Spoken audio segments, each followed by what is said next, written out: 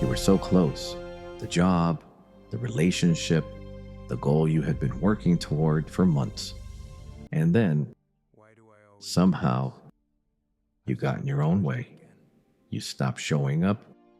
You picked a fight for no reason.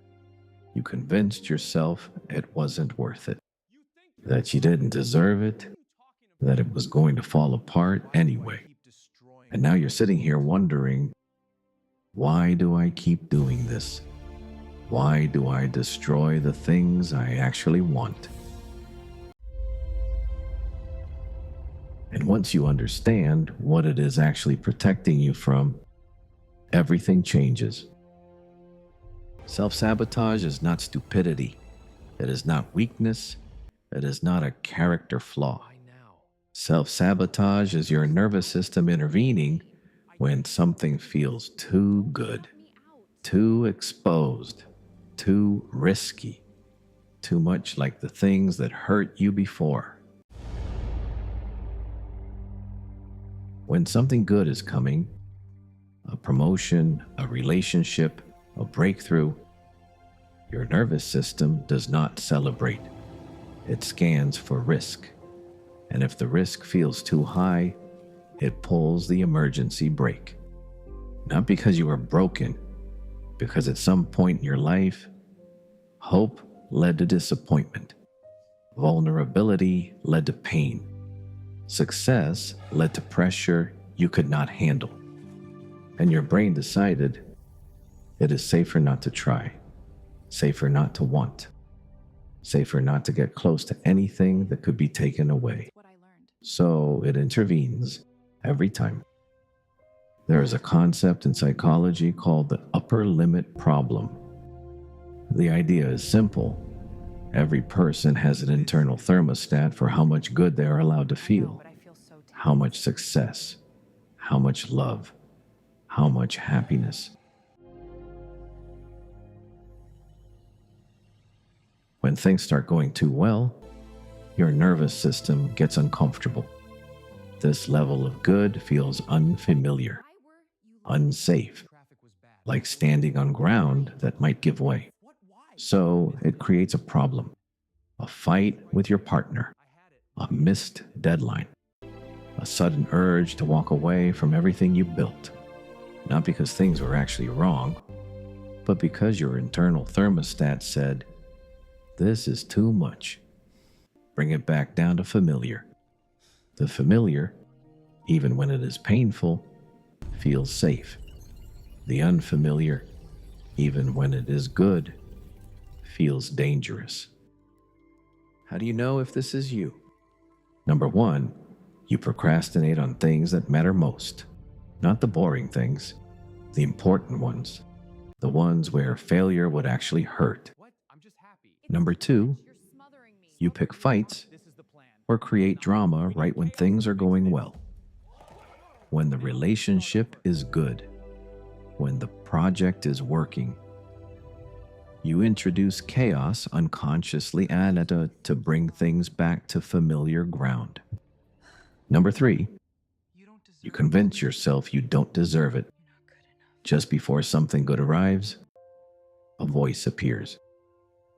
Who do you think you are? You're going to fail. You don't belong here. And somehow, you believe it.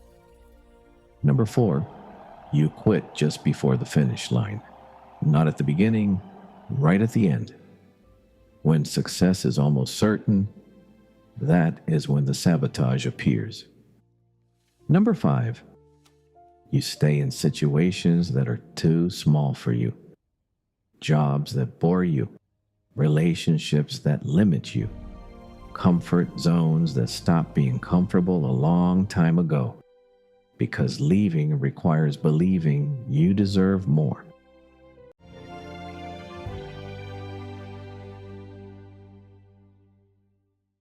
Self-sabotage is always protecting you from something specific.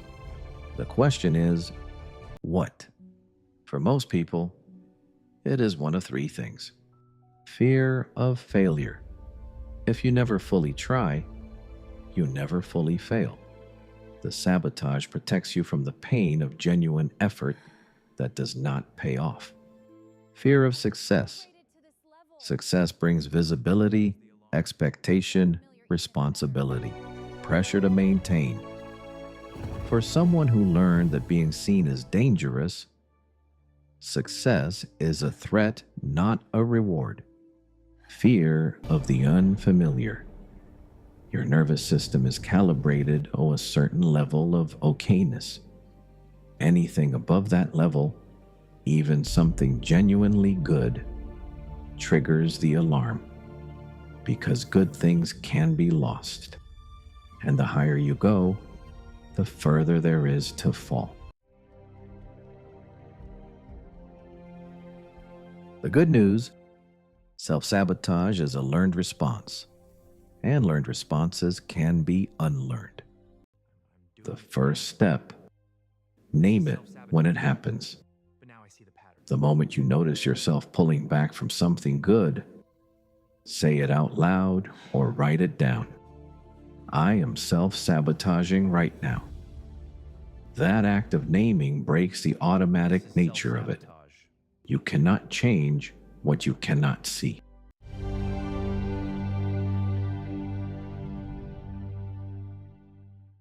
The second step: get curious instead of critical. Instead of, why do I keep doing this? Ask, what is this protecting me from? What does my nervous system think is about to go wrong? What old experience is this reminding me of? Curiosity opens the door. Self-criticism slams it shut. The third step: expand your tolerance for good slowly.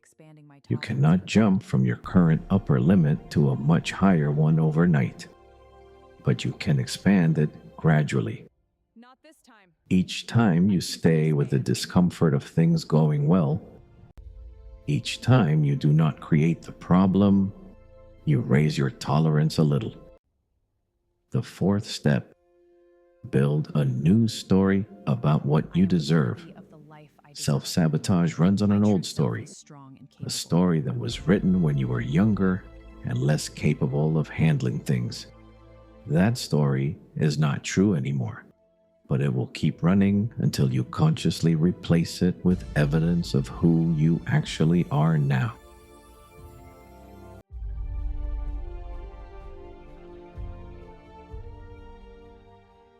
You are not your own enemy. Your nervous system is doing what it learned to do: protect you from pain by keeping you away from anything that could hurt if it was lost. But you are not the person who needed that protection anymore. You are capable of more than your nervous system believes. You can handle success. You can handle visibility. You can handle good things staying good. The sabotage is not the truth about you. It is just the loudest voice in the room. Start listening to the quieter one, the one that knows what you are actually capable of.